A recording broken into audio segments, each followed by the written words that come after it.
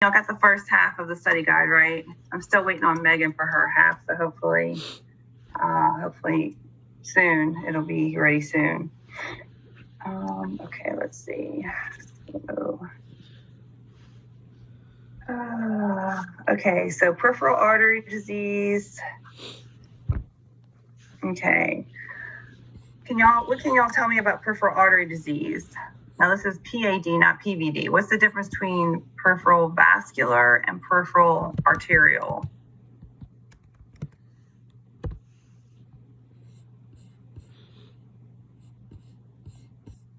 Anybody remember?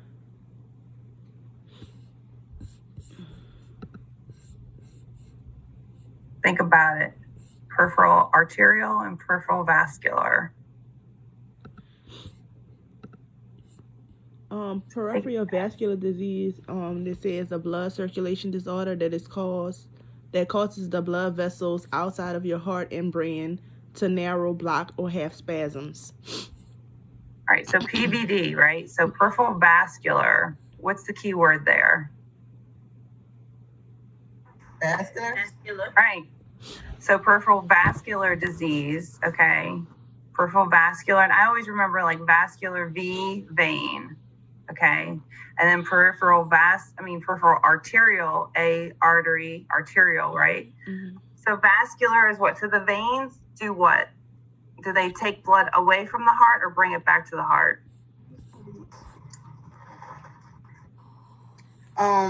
Away. Back to the heart.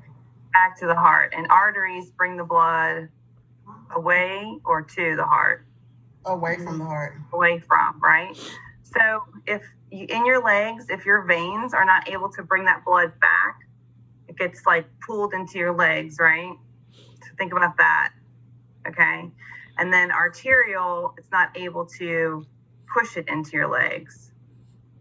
So the symptoms are going to be a little different. So that's why with PAD, arterial disease, you start having pain when you start walking, stuff like that. Because it can't perfuse, it's just not able to, get the oxygen it needs. So when they rest, pain actually stops. So make sure y'all know about your peripheral arterial disease. Don't get it confused with vascular because it'll be peripheral vascular or peripheral arterial. Know the difference between the two. And then intermittent claudication. Okay, what are the clinical manifestations? What's the signs and symptoms of intermittent claudication? What do I mean by intermittent claudication or just claudication? What does that mean?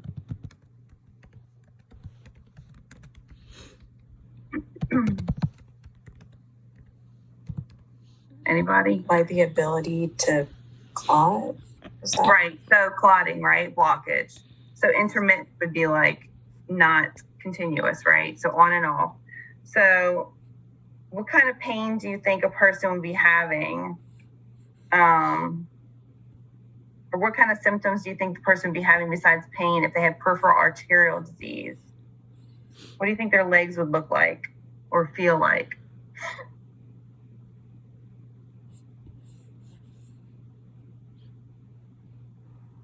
Numbness, maybe. I would think swelling. It might, but that's not. Yeah, the peripheral vascular PVD and PAD might have swelling. Okay. Cool skin. Cool, clammy, right? Because perfusion, right? So remember, we're not perfusing. So could be cyanotic looking, cool, clammy. Do people with PAD, do their legs feel better if they hang them over the side of the bed or if they elevate them?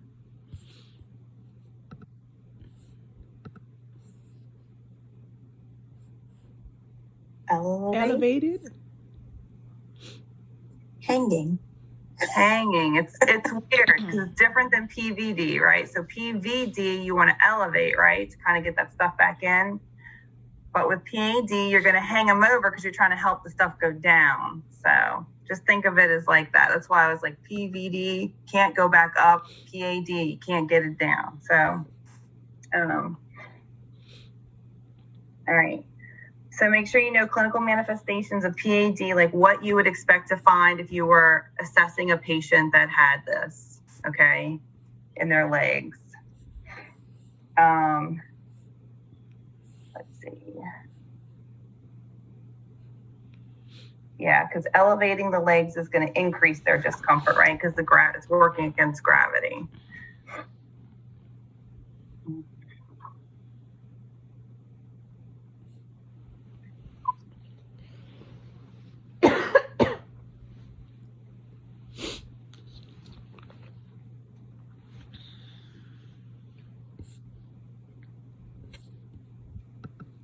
Okay.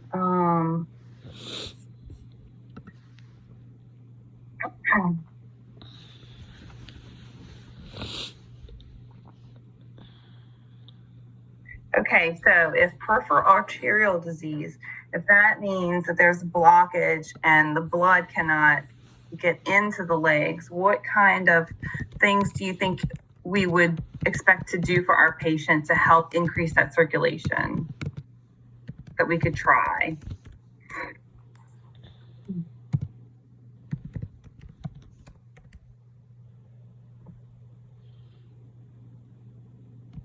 What y'all think? No wrong answers, we're just thinking. Would medications help to like break up the clots, maybe? Okay, so that's a good question. So clot, what does that make you think of when you say clot? Vascular or arterial? Oh, it's vascular. Yeah, vascular. So if you see anything that has to do with like breaking up a clot, you're going to think vascular. So arterial, what do you think arterial? If it's not clotting, it's blockages, narrowing of the arteries.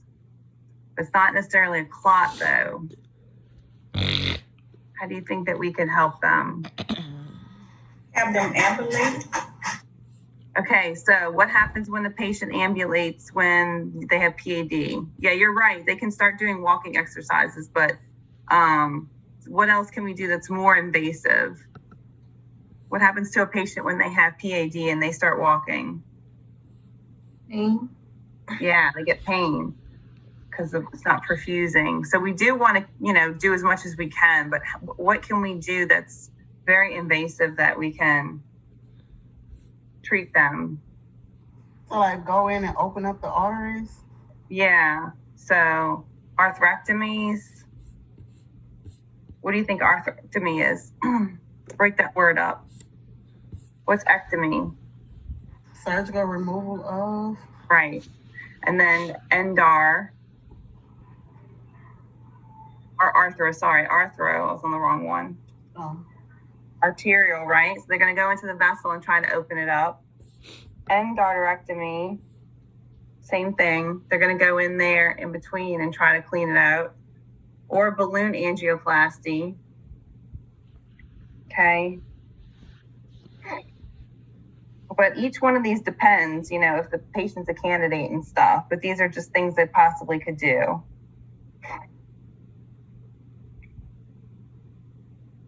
Okay. What if it said embolectomy? What is an embolectomy?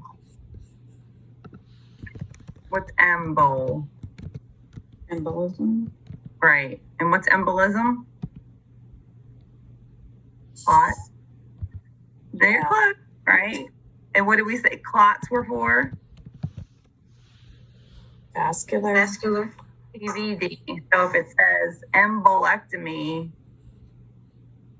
what you think? Is that for PVD or PAD?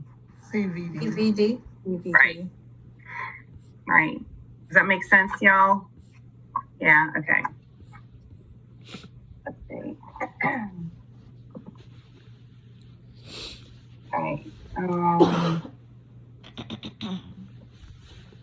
Okay, so if somebody has peripheral vascular disease and peripheral arterial disease, what are some things that you could talk to them about changing in their life to help them at least stop the progression of the disease? It may not improve it much, but to stop the progression of it. What do you think? Things that the patient actually could do for themselves. Would their diet help? Right, yeah. So diet, healthier diet. Okay, so good. So lifestyle changes. So diet would be one. What else?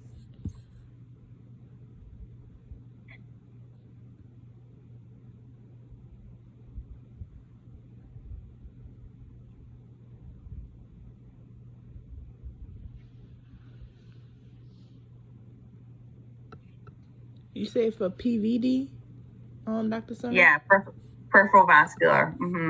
It says treatment is, I know it says lifestyle changes, exercise regularly, quit smoking. Smoking's a big one. What else?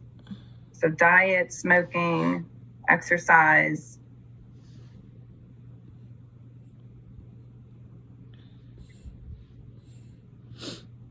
Would keeping to like their medication. Medication adherence.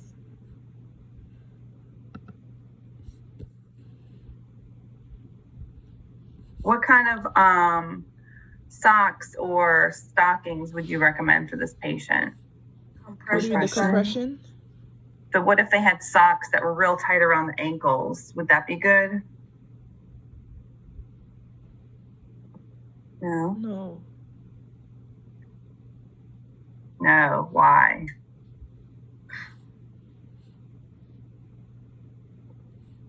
Why would that be bad if it was tight around the ankles?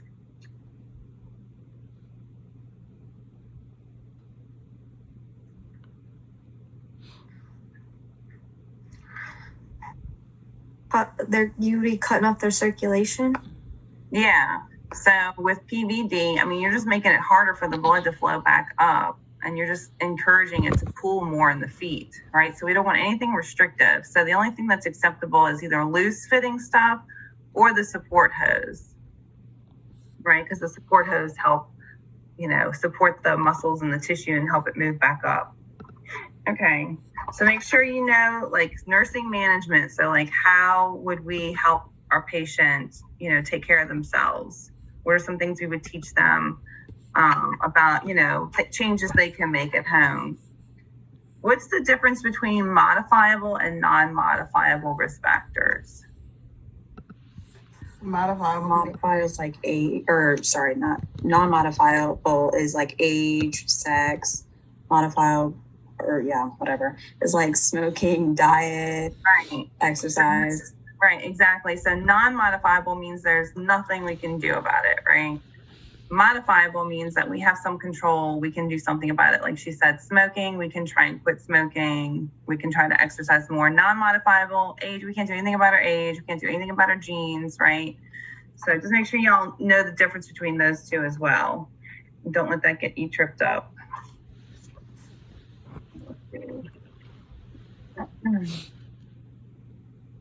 Okay.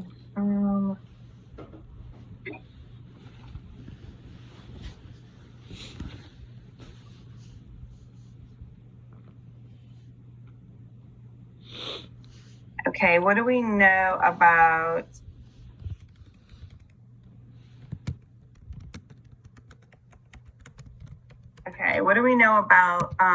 skin integrity and lotion? So not cream or anything, and not barrier cream, but like lotion.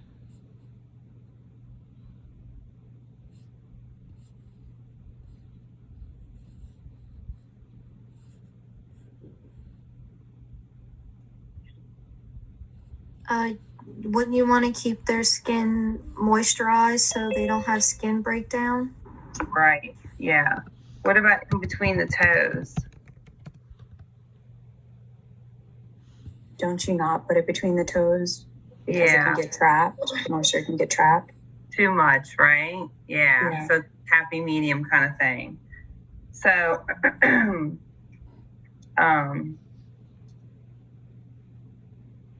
so we want them to keep their skin moist, but not, in between cracks and all that stuff, because the moisture gets trapped in there. So those parts we need to keep a little bit drier.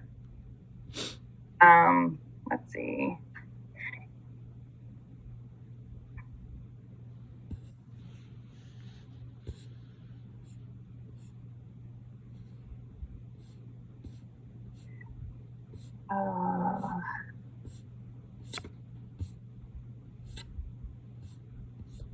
Okay, yeah, I think that. All right, foot care. What else about foot care? How else can we educate our patient about trying to, take care of their feet? Because if they have peripheral vascular disease or peripheral arterial disease, right, their circulation is not going to be that great. So they need to take extra care not to get a wound on their feet, not to have skin breakdown. So what are some things we can educate them about so that they can kind of prevent a wound from happening?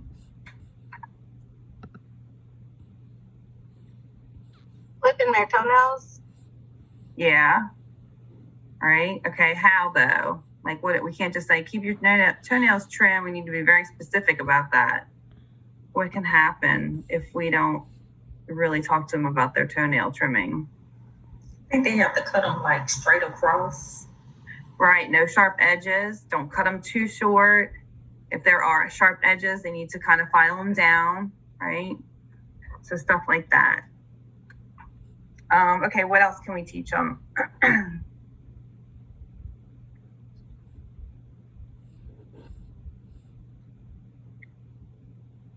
With like the type of shoes to wear. Yes, excellent. So just, it's similar to diabetics, right? So they need to wear, well-fitting shoes, not too tight, not too big. And also house shoes. They need to keep, house shoes on so that they don't actually accidentally injure themselves in the house as well. Keep their feet warm and dry. Okay, I think that's good for that one. All right, what do we know about BPH? Benign prostatic hyperplasia. What is that?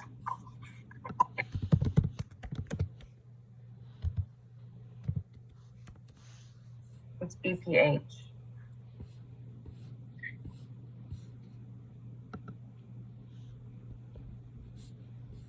Prostate gland enlargement. How do we know if our patient might have that? What are some things they would be complaining of?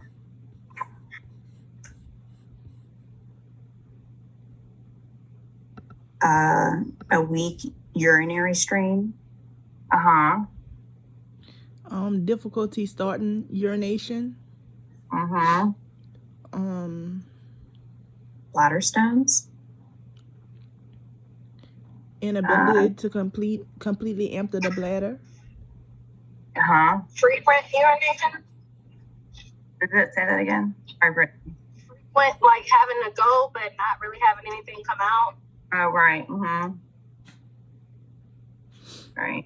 It says weak urine stream or a stream that stops and start. Right. So dribbling, decreased stream, or hesitancy, like they feel like they got to go, but can't really get it going, or if it goes and stops and starts, all that stuff. Let's see. What about urinating at night? Nocturia. It said it would have an increased frequency of urination at night. Right. So nocturia would be a symptom, right? They say, I used to sleep through the night, but now I'm getting up like 5 times just because I have to go to the bathroom. So stuff like that.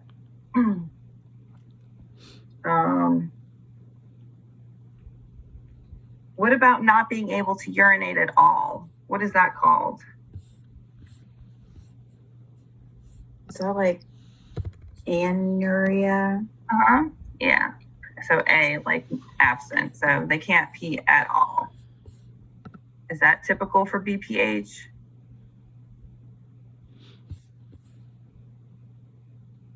Not urinating at all.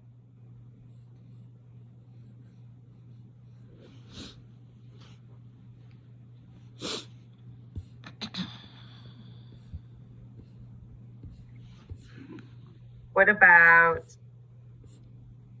dysuria? What is dysuria? Difficulty urinating.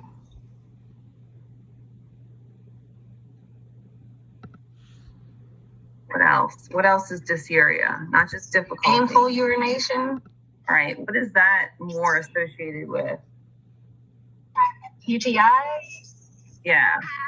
So it can occur a little bit with BPH if it's been really neglected, but that is more notoriously known for UTIs, which the patient could have both, right? They could have a UTI and BPH. Okay. So make sure you're very clear on the symptoms your patient would be having if they have BPH. Things that you would want to question them about, and are you having to get up at night? Are you having trouble getting started? Stuff like that.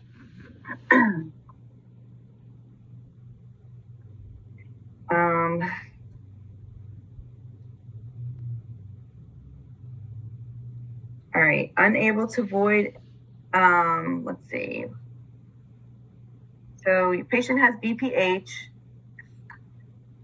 They haven't urinated in almost a whole day. So what would be the first thing you think you need to do?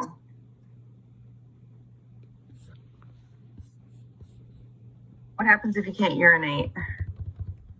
What happens to your bladder?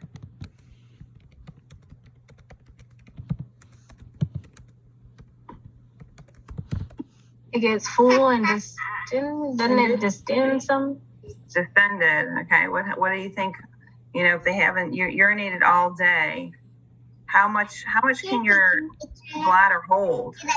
Because pigeons. Cute little baby voice.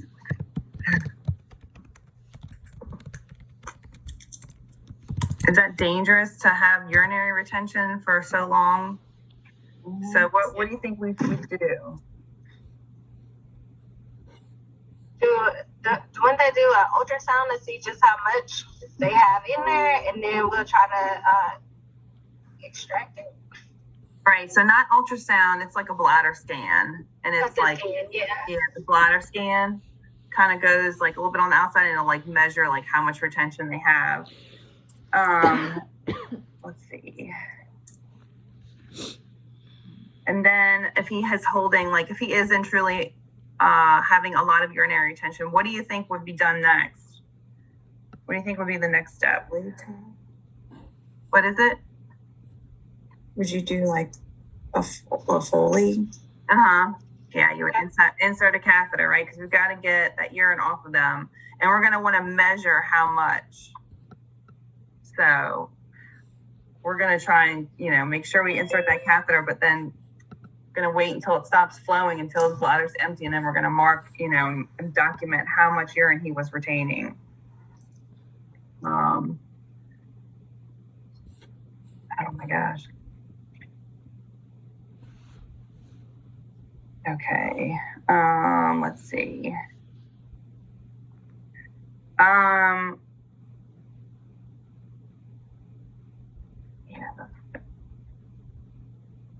I think that's good for that one. So y'all know anytime we're trying to help a patient, we start off with the least invasive procedures first, and then if those don't work, we progress. So if you see two options that would work, that would help your patient, always pick the less invasive one first. Unless this question or whatever says, we did this and it's not we put the Foley in and it's not working, there's an obstruction. And then you would go to more invasive, right? Does that make sense? Yeah, we always do least invasive first. And a lot of it has to do with risk for infection and complications. Okay, let's see. When would we ever use a metal catheter?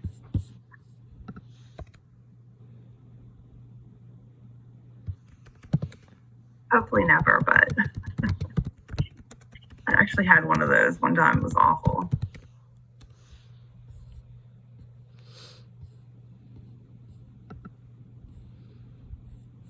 So so I can tell by y'all's faces, y'all know metal catheter is not the go-to, right? That's only if something's wrong and the urologist is okay, we have to use this special catheter, blah, blah, blah. So usually if there's a blockage or something serious, right?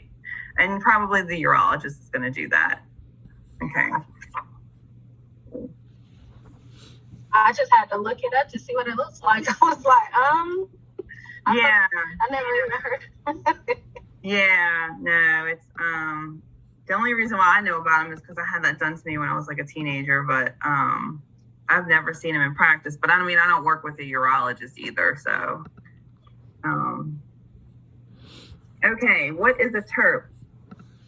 Transurethral resection of the prostate. I'm gonna have to put y'all on mute for a second. I gotta blow my nose. So look that up while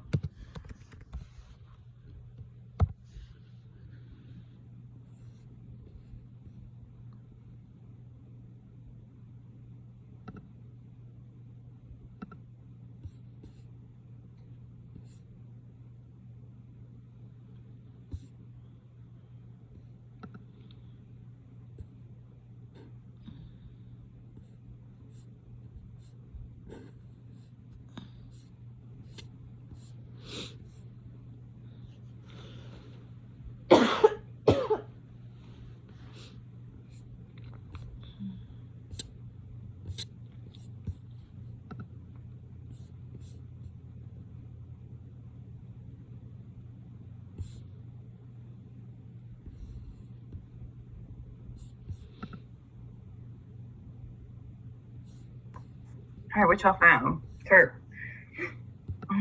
It's the surgical removal of the inner portion of the prostate through an endoscope that's inserted through the urethra. And what's the purpose of doing this procedure? How does this help our patient?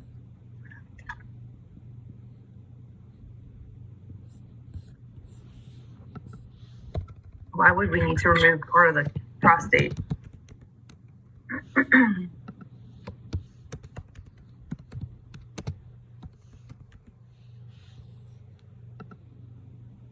Does it help reduce symptoms of BPH? So you see how the name says transurethral? Transurethral means like going through the urethra, right? Transurethral or round. Resection, which means removing part, right? Prostate, so TURP. So the answer is all right in there. So they're removing part of the prostate to help with BPH symptoms. And so a TURP, how is the patient, after they have their TURP, what needs to happen? So if you get a patient on the floor that has a TURP or had a TURP, what kind of stuff would you be expecting to do or see? Like monitor their urine for like blood.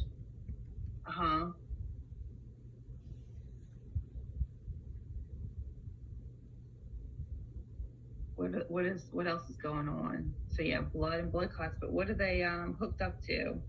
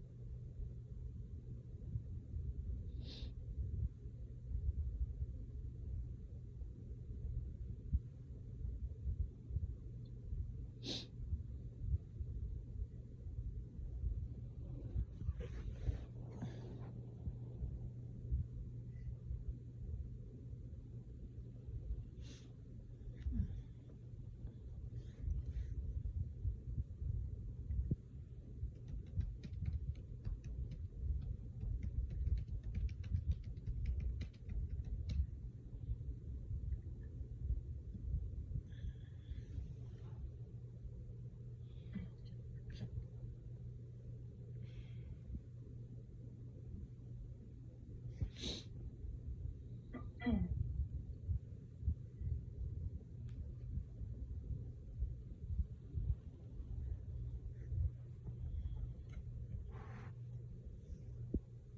don't find it yet.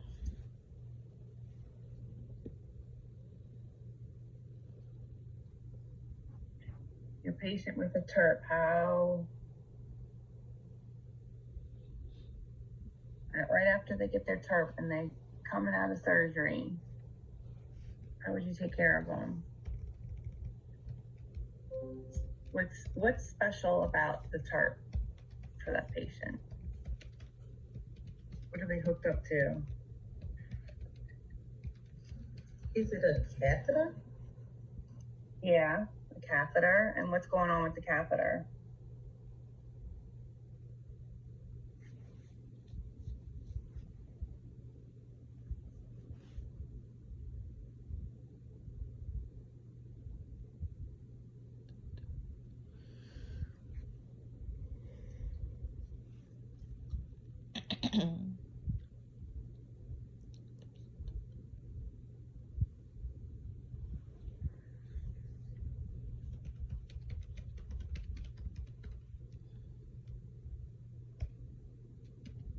What y'all think?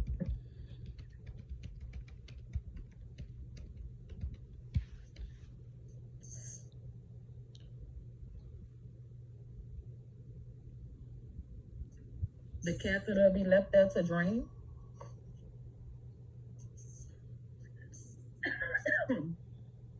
Look up post procedure for TERPs. Are y'all in your realize it? It's node 714 or 713.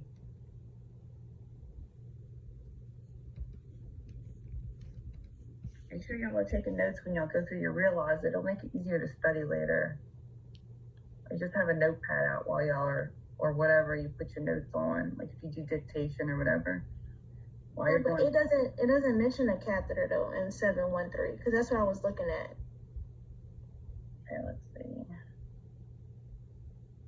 It doesn't say anything about TERPs and like nursing management.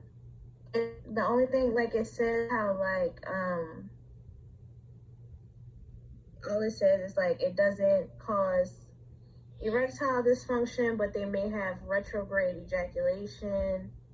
It doesn't mention like them having a catheter or anything. Or what would happen.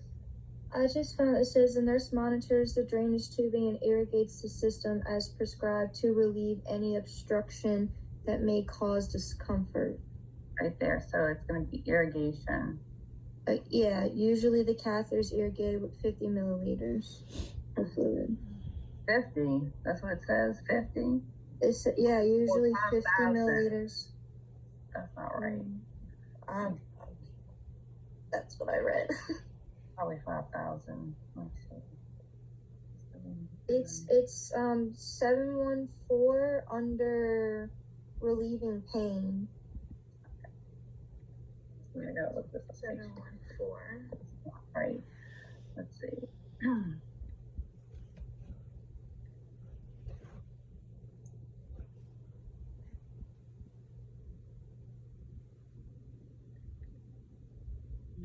see. Surgical clearance, transresection of prostate.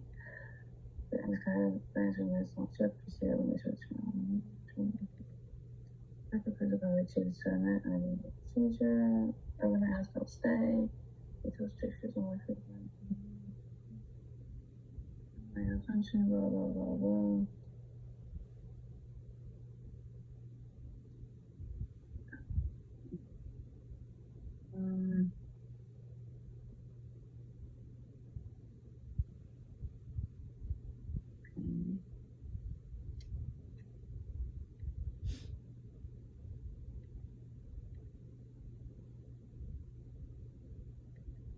It's the third paragraph under relieving pain.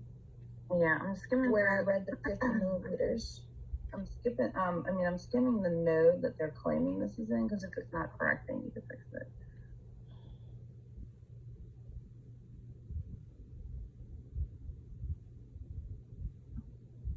Retrograde. Here's the section syndrome chart. And that's only about applications. So she was watching irrigate the surgical site. Collapse, okay, interventions, discontinue.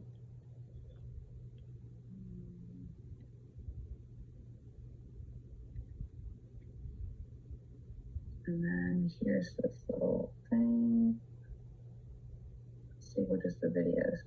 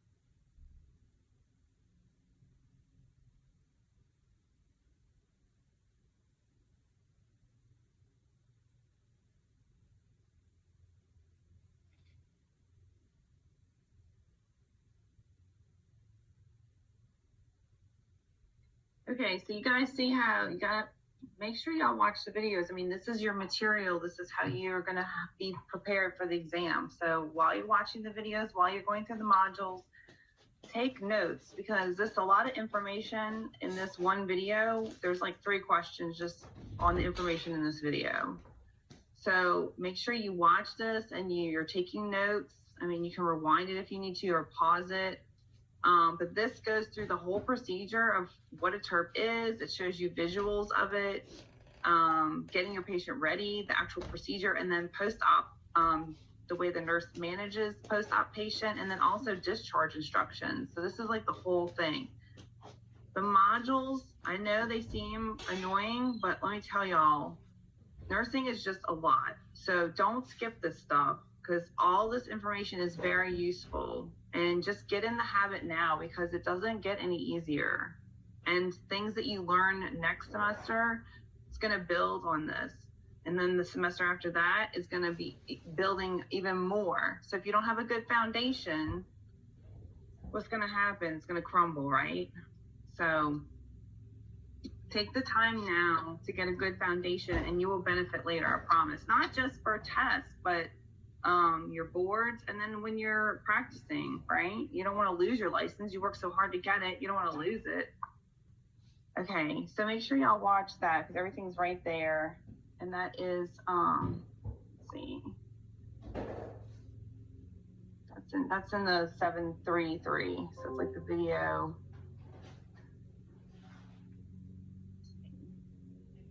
It's the example, but it is in 733, right? Okay.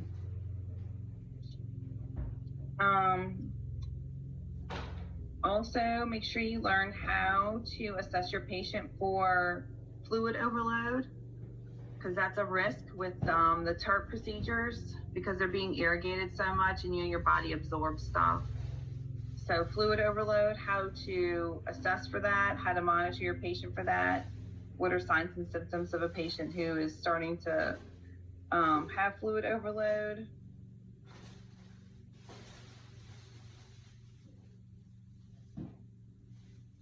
Okay.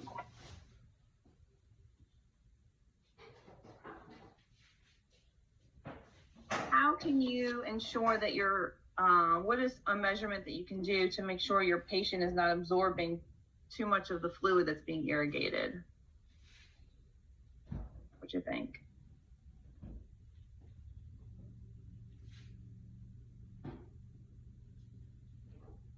Something very simple.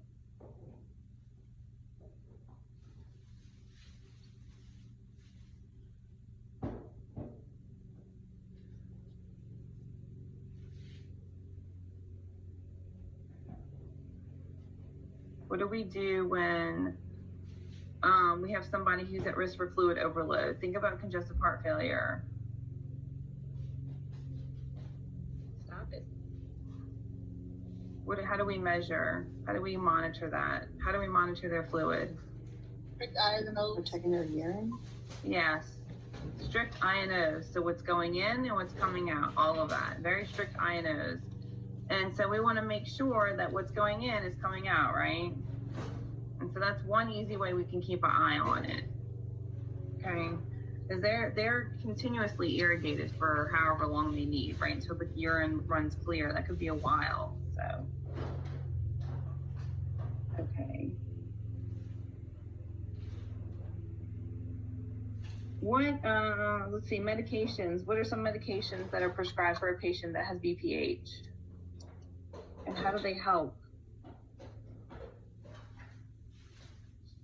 Alpha, I can never say this word, adrenergic blockers. Adrenergic, yeah, blocker. Adrenergic. Yeah. And how does that help? They relax the smooth muscle of the bladder, neck, and prostate. Yeah, it's good. So make sure y'all know about the alpha adrenergic blockers, how they help your patient. Like, and if your patient is given this medicine, what would you expect to happen, right? What do we want to happen? Okay.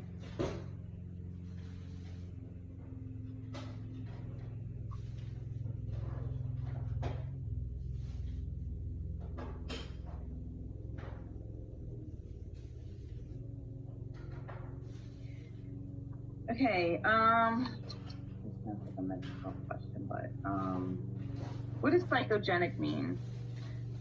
What would be a psychogenic cause for something?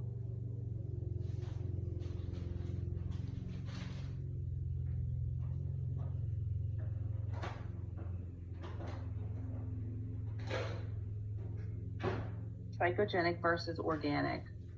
So organic would be like an actual malfunction in the body systems, right? What is psychogenic? What do you think psychogenic? Psychogenic, right? Something going on up here that's causing it to malfunction, right? So if you have a patient that is having issues with erectile dysfunction, what are some things you would ask them? What are some things you would ask them if it was organic, if you thought it was something that's going on systemically, physically? What they call organic. What are some things that contribute to erectile dysfunction? What type of medications are they taking? Medications, yeah. Is it inadequate sleep? I don't know. It just says organically impotent. Men show inadequate sleep related. I don't know. So why do you think they would be having inadequate sleep? Stress, maybe? Yeah. Could be stress, right? So that would be more psychogenic. So stress, Okay. right? What about cardiovascular disease?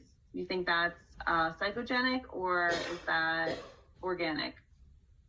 Organic. Yeah, because that's like physical, right? So cardiovascular disease.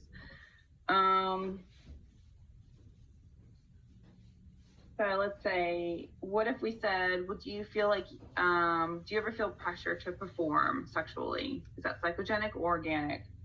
Psychogenic. Okay, yeah.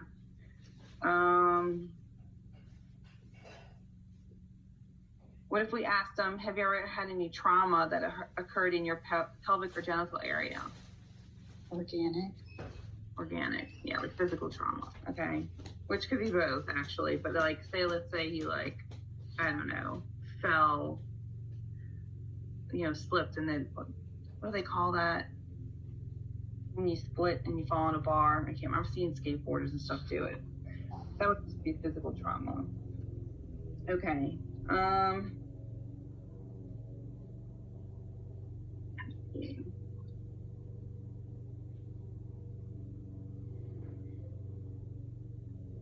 So organic causes can include cardiovascular disease, endocrine. What's endocrine? Hormones, right? So diabetes, pituitary tumors, Hyperthyroidism. thyroid stuff, right? Testosterone deficiencies. Okay, let's see. Also organic is cirrhosis. What's cirrhosis? What organ is that? The liver. Liver. Chronic kidney injury, genitourinary conditions, hematologic conditions, neurological disorders. Now this is going to be like Parkinsonism or spinal cord injuries. So you can have other neurological disorders that are psych related, but we're talking about like the pathophysiological part. Smoking, medications, drug abuse, alcohol. Okay, and then psychogenic is more like anxiety, fear, fatigue, depression, stress, pressure to perform, negative body image, absence of desire, privacy, trust issues, stuff like that. So does that make sense? Can you kind of see the difference? Okay. Some are a little confusing, can overlap, but yeah, just think of it as one here and one's actual like physical. Okay.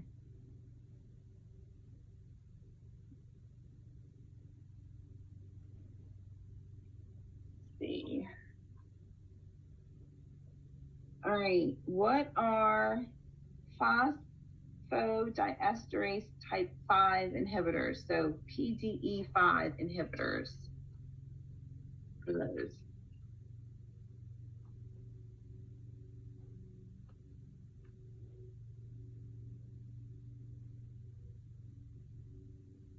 Love how we're a bunch of girls talking about this. Phosphodiesterase type 5 inhibitors.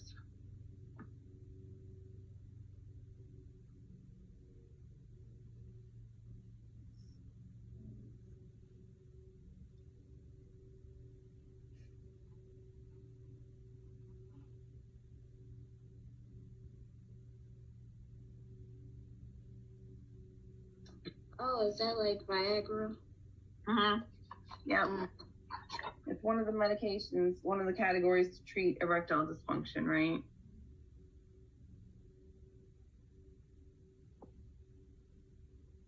Okay. This seems self-explanatory, but let's go over it anyway.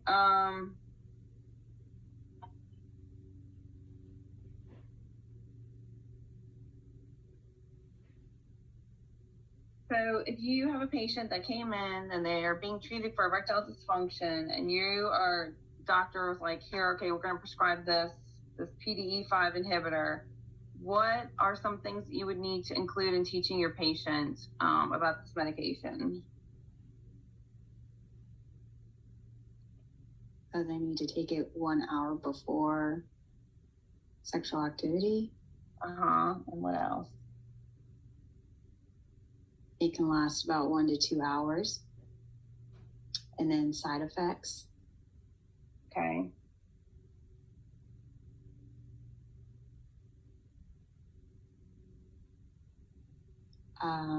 If they take organic nitrates, it can be contraindicated. Yeah, be careful with that.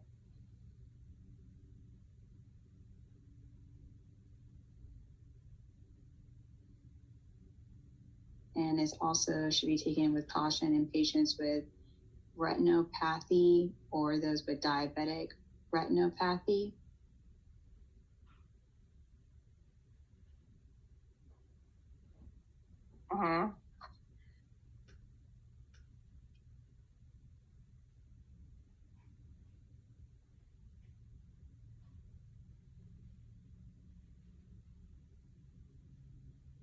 Only one dose should be taken in 24 hours, right? They can't just keep taking it, right?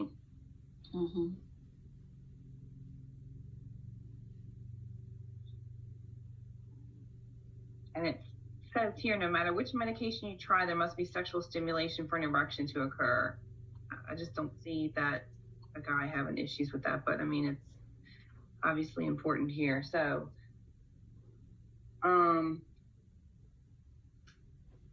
but I think what's also important is that they should only take one dose within 24 hours, because what can happen? It can vasodilate too much, right? Drop their pressure. Okay. That to me is a little bit more important. And if they've had a heart attack within 6 months, or if they have uncontrolled hypertension, they should not be taking this. So if their blood pressure is out of control, or they're not even taking their blood pressure medication, they should not be taking this medication. Okay, so there's a lot of teaching that needs to go on with these types of drugs. Okay.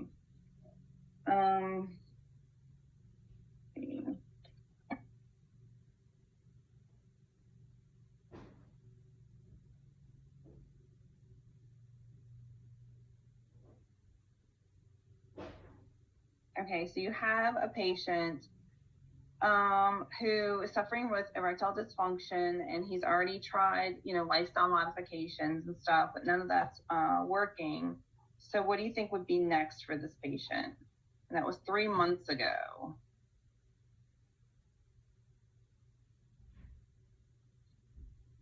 He's already tried counseling, lifestyle modifications. What do you think is next?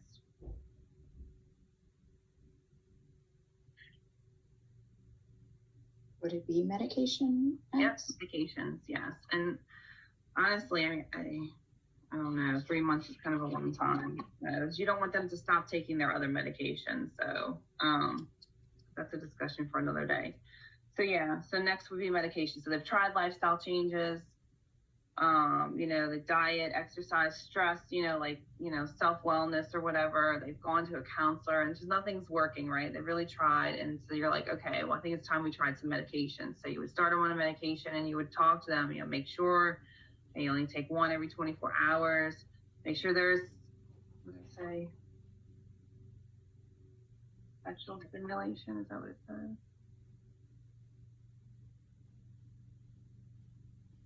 Yeah, make sure there's sexual stimulation present. You know, make sure that, you know, you're compliant with your blood pressure medications, and, you know, ask them if they've had a history of a heart attack, right? Because if they've had one in 6 months, they can't start yet. Right. Right. And then if the medications didn't work, what would we do? We would go into what? A more invasive solution, right? If the patient was interested. So probably some kind of surgical procedure or something. But hopefully, usually the medication works, so hopefully. All right. So we did that.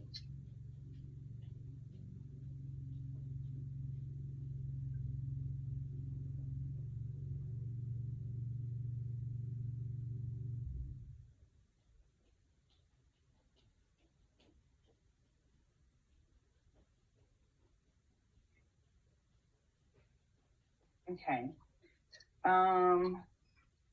What is urge incontinence?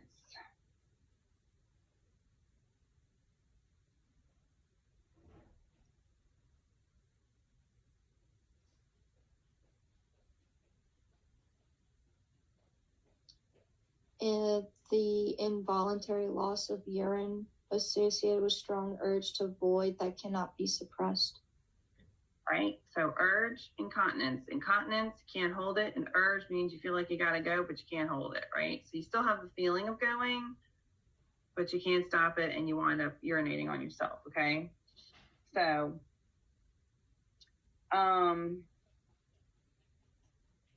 not total incontinence yet, right? Because you still have that urge. So make sure you know the difference between urge incontinence and total incontinence.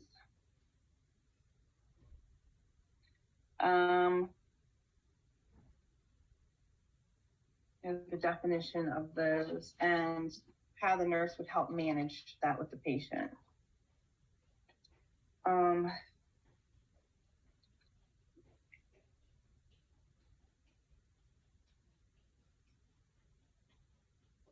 What kind of things can help reduce incontinence?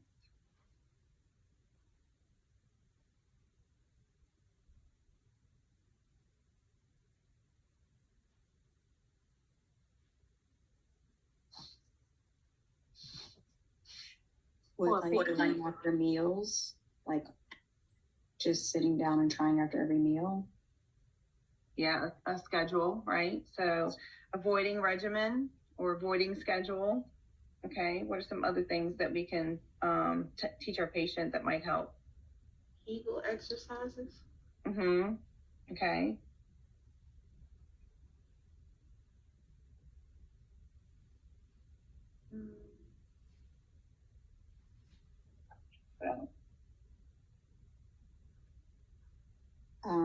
Pelvic floor muscle exercises. Yeah, kind of the same as Kegels. Okay. Okay. Oh yeah, sorry, I see that now.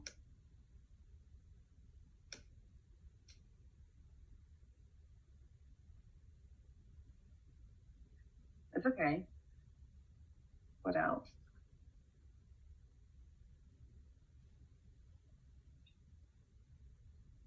Are we like saying like? What is it? Sorry. Go ahead. I was just reading it. It's just avoiding diary. Avoiding diary. So that's like kind of like the schedule, right? Yeah. Oh, yeah, that's right. That'd be consistent. Yeah.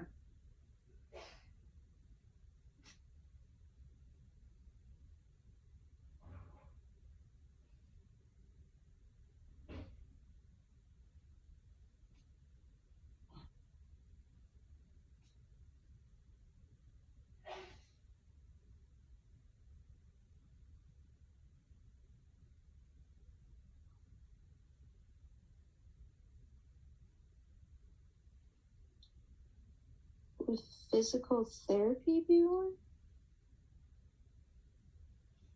What is it? I'm reading it again, and I must have skimmed over this. It said physical therapy. Okay, what kind of stuff would they be doing with physical therapy? I guess teaching them the Kegel exercises, or like trying to. Similar, right? Yeah. So it would be OT or PT. So we did the Kegels. What other things can we do? So we did the avoiding regimen. We did the Kegel stuff, the exercises. What are some other things that we can talk to our patient that will help reduce Medications? There are some medications available, but what can the patient do for themselves? Is there any things that they should avoid? Oops.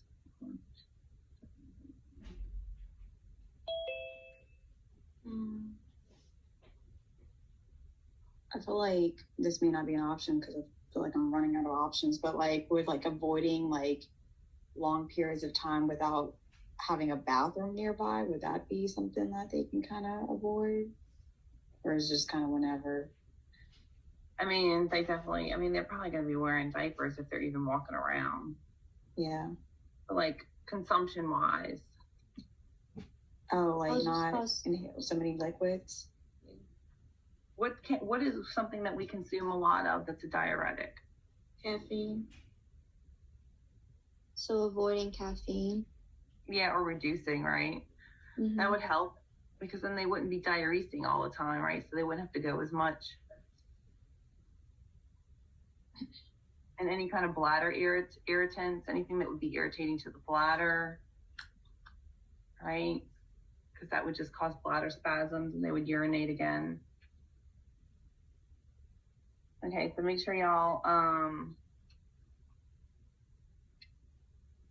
look into that. Lifestyle changes for the patient or things that you can, teachings to help the patient manage their incontinence, things they can do for themselves. Also, medications that are used to help treat incontinence and how they should be taken,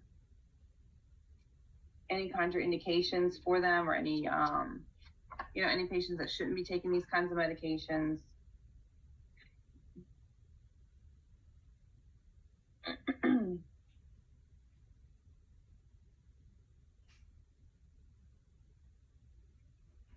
So if a patient goes from urinary incontinence to urinary retention, is that good or bad?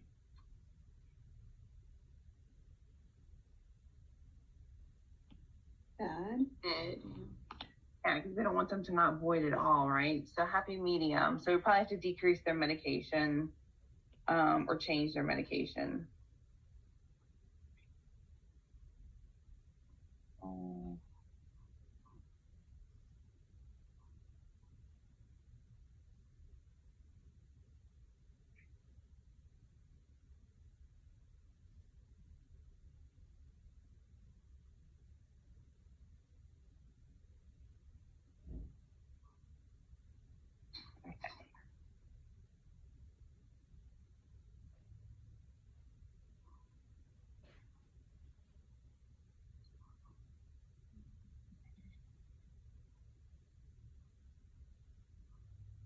Okay, what are symptoms of a urinary tract infection? Painful urination. Right.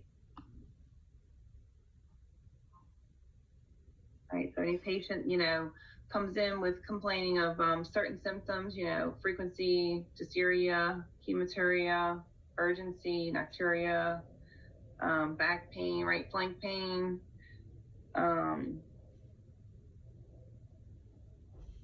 the flank pain is actually pyelonephritis. So suprapubic pain, pelvis pain, right, pelvic pain, those are possibly UTI.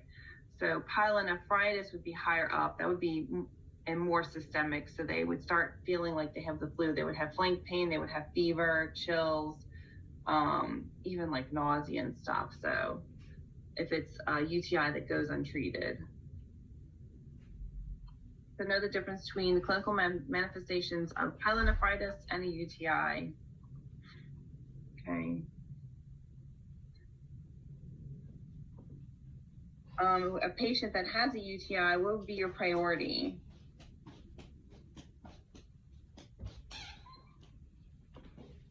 What did we just say UTI progresses to if we don't treat it?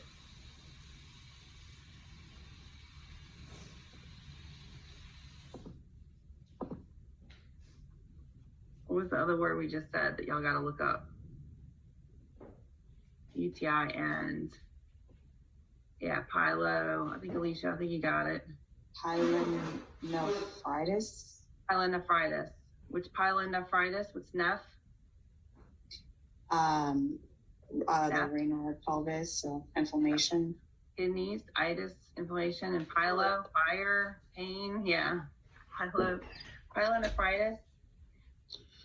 Okay, so we want to prevent this UTI from traveling up those tubes and infecting the kidneys. So we want to prevent this UTI from complications, right? So we're going to treat this patient before it turns into pyelonephritis. We want to prevent that infection from spreading.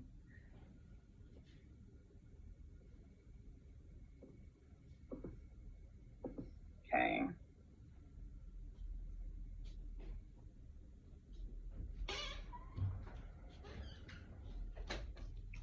So, teaching the client about preventative measures. So teaching the client about preventing further, like repeat UTIs, is that important? Yes. Educating them about the treatment that they're receiving. It's important, right? And providing pain management, is that important? Yes. Preventing complications, is that important? Okay, so you see how all of these are very important. Now, what is your priority? And how do you answer that? What's going to kill your patient first? What's going to kill them first? Is it not knowing about their treatment? Is it the complications? Right. That's how I answer those. I say, okay, what's my priority? What's going to kill my patient first? The complication is going to kill them first. It doesn't mean that we're not going to go through all this other stuff with them. The question is asking for your priority. And so you've got to pick one. Even though they're all right, you've got to pick one. So priority, what's going to kill my patient first? The complication is going to kill them first. So that's my priority, right? Once we get them stable, then we can teach them about the rest of the stuff. Does that make sense? So don't forget to practice y'all's NCLEX questions too, because it's not just knowing the information, it's all about how you take the test too, right? Teaching yourself how to take these tests.